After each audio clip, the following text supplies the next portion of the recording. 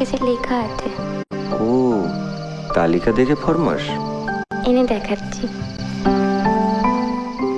Naphthalene এনে দেবেন? হঠাৎ?